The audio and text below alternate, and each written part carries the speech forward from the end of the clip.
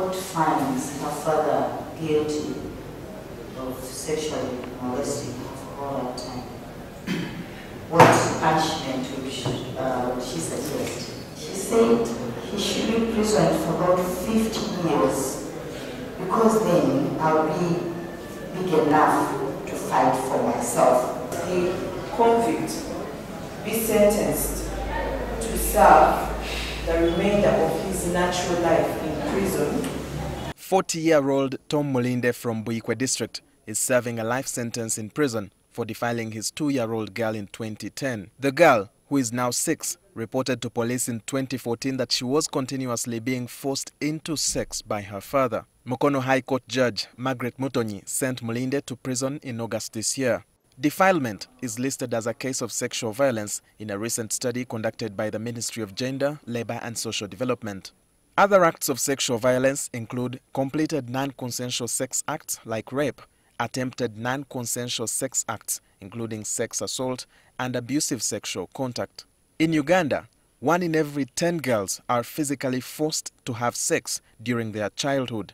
Whereas this problem is not common among males, the study found that at least 2% of boys have also suffered sexual violence. 1 in every 5 girls in Uganda has their first sexual experience forced or pressured, and 1 in 4 girls have experienced abusive sexual touching as compared to 1 in 10 boys. The report shows that 1 in every 2 girls and 1 in 4 boys are sexually abused by someone who is at least 5 years older, and that 1 in every 4 young adults experienced sexual abuse at age 13 or younger. Timothy Opobo, the Child Protection Manager at Child Fund Uganda, says society still upholds violence, which is why its prevalence is high. Cultural practices such as female genital mutilation, the practice of marrying girls at an early age. Lack of information on what violence is it even criminal?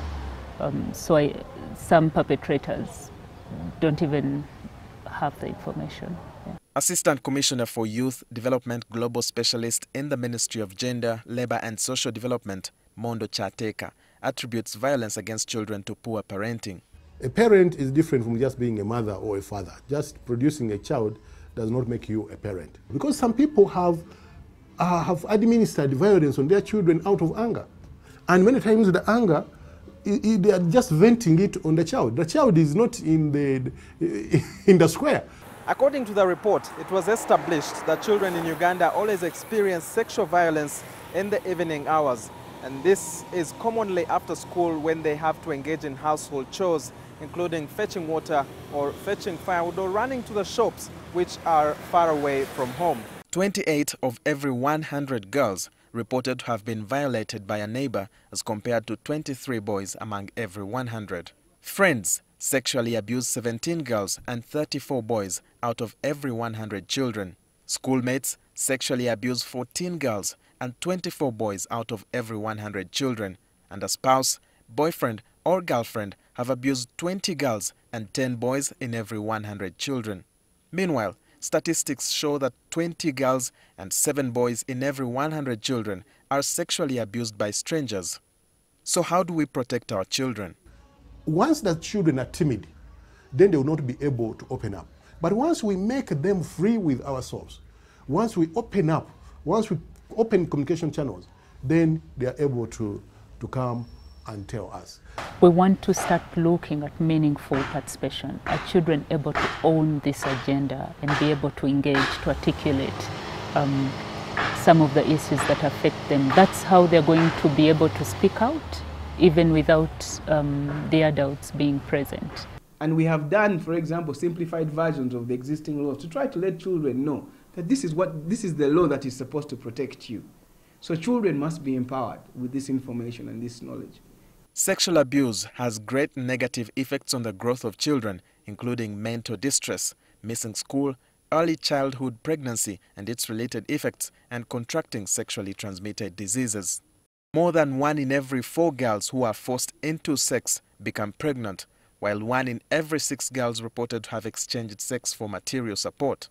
From the report, it was noted that twice as many girls than boys missed school after experiencing sexual violence. According to human rights lawyer Ophelia Kemijisha, Uganda has stringent and deterrent laws, but more efforts should be directed towards educating children about detecting such abuses. I mean, it's important, obviously, for them to be able to report incidences and to know when they've been violated. But I think that we must focus on ourselves first, and we must stop enabling abusers, keeping that uncle around whom you know has been touching the young girls without reporting them because they are your relative, right? Whereas reporting these cases to relevant authorities is vital, it was noted in the report that roughly 1 in 3 children knew of a service to seek after experiencing sexual violence, and only a small minority sought a service after experiencing sexual violence. This also translates to a smaller minority receiving a service after experiencing sexual violence. Spokesperson for police Emilian Kaima attributes the challenges of accessing services from police to a shortage of resources. You can issue a police form 3 for the medical examination and she doesn't come back. Why? Maybe she didn't trust, maybe she didn't like the environment, maybe you looked like you judged her. So we need, but also training will give us the skills to know, how do I handle a vulnerable child? It is your responsibility to ensure that perpetrators of sexual violence, including parents and teachers, are held accountable. Walter Mwesije, NTV.